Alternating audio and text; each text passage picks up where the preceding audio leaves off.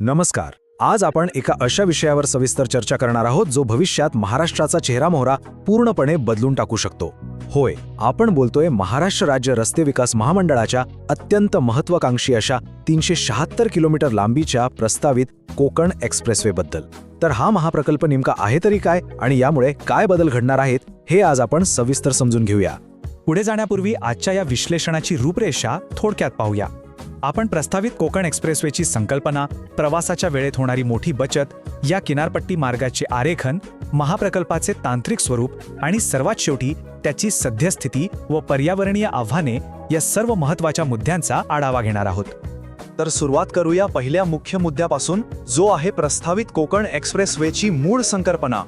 आता या प्रकल्पाची सर्वात महत्त्वाची गोष्ट म्हणजे हा एक ग्रीनफील्ड प्रकल्प आहे. आता ग्रीनफील्ड म्हणजे नेमकं काय, तर सोप्या भाषेत सांगायचं तर हा रस्ता शून्यातून पूर्णपणे नव्याने बांधला जाणार आहे. 100 मीटर रुंदीचा हा पूर्णपणे नवीन 6 लेनचा ॲक्सेस कंट्रोल्ड महामार्ग असेल. आणि हो, स्थानिक वाहतुकीची सोय म्हणून या 2 अतिरिक्त सर्व्हिस लेन्स सुद्धा असणार आहेत. थोडक्यात सांगायचं तर अभियंते या प्रदेशातून अक्षरशः एक नवीन मार्ग कोरून काढत आहेत.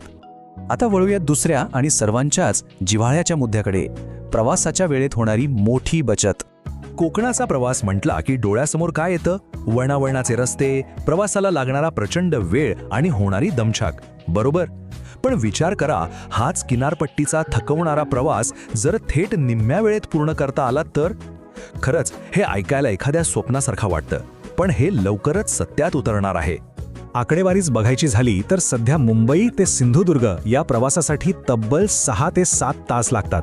पण प्रस्तावित ME6 म्हणजेच या नव्या कोकण एक्सप्रेसवेमुळे हाच प्रवास निम्म्याहून अधिक कमी होऊन चक्क 3 तासांवर येण्याची शक्यता आहे. विचार करा, यामुळे किती वेळ वाचेल आणि एकाच दिवसात जाऊन येऊन काम पूर्ण करणं कसं सहज शक्य होईल?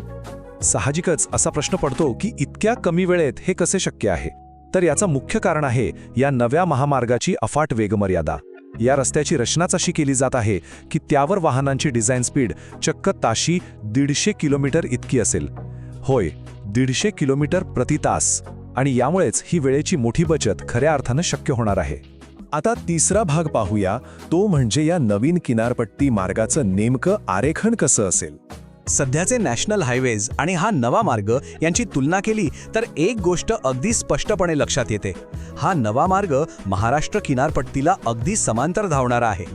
सध्याच्या NH66 आणि NH48च्या तुलनेत पनवेल ते सिंधुदुर्ग जोडणारी ही नवी रेषा किती थेट आणि सरळ आहे हे पाहिल्यावर लगेचच समजून येतं. या मार्गाची उत्तरेकडची जोडणी कशी असेल ते समजून घेऊया. पनवेलला थेट सिंधुदुर्गशी जोडण्यासाठी सध्याच्या महामार्ग जाळ्याचा हुशारीने वापर केला गेलाय. हा रस्ता उत्तरेकडे विरार अलिबाग मल्टीमोडल कॉरिडॉरवरील शहाबाज गावाजवळ सुरू होतो. तिथून तो शितोळेजवळ NH66ला समांतर जाऊन धरमतर खाडीपर्यंत पोहोचतो आणि मग तिथून दक्षिणेकडे वळून थेट कोकण पट्ट्यात प्रवेश करतो. अगदी पद्धतशीर आणि विचारपूर्वक केलेलं हे प्लॅनिंग आहे. चला आता वळूयात चौथ्या आणि एका अतिशय रंजक भागाकडे, या महाकाय प्रकल्पाचं अभियांत्रिकी स्वरूप. कोकणाचा हा सगळा डोंगराळ आणि खडबडीत प्रदेश, इथून 376 किलोमीटर लांबीचा हाय स्पीड रस्ता काढणं म्हणजे नक्कीच खायचं काम नाही. आणि म्हणूनच या प्रकल्पाचा अंदाजित खर्च ऐकून थक्क व्हायला होतं. तब्बल 68,720 कोटी रुपयांपेक्षा जास्त. हा आकडाच सांगतोय की हा प्रकल्प किती भव्य आणि गुंतागुंतीचा असणार आहे. हाच डोंगराळ भाग ओलांडण्यासाठी किती आणि कोणकोणत्या प्रकारच्या संरचना बांधाव्या लागतील यावर नजर टाकली की आपण अवाक होतो. या संपूर्ण मार्गावर तब्बल 41 बोगदे असणार आहेत.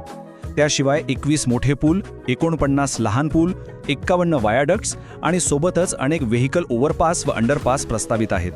खऱ्या अर्थाने हा एक महाकाय इंजिनिअरिंग चमत्कारच ठरणार आहे. पण हा प्रकल्प फक्त सिमेंट आणि कॉन्क्रीट पुरता मर्यादित नाहीये बरं का. याचा थेट फायदा आजूबाजूच्या परिसराला कसा होणार आहे ते पाहूया.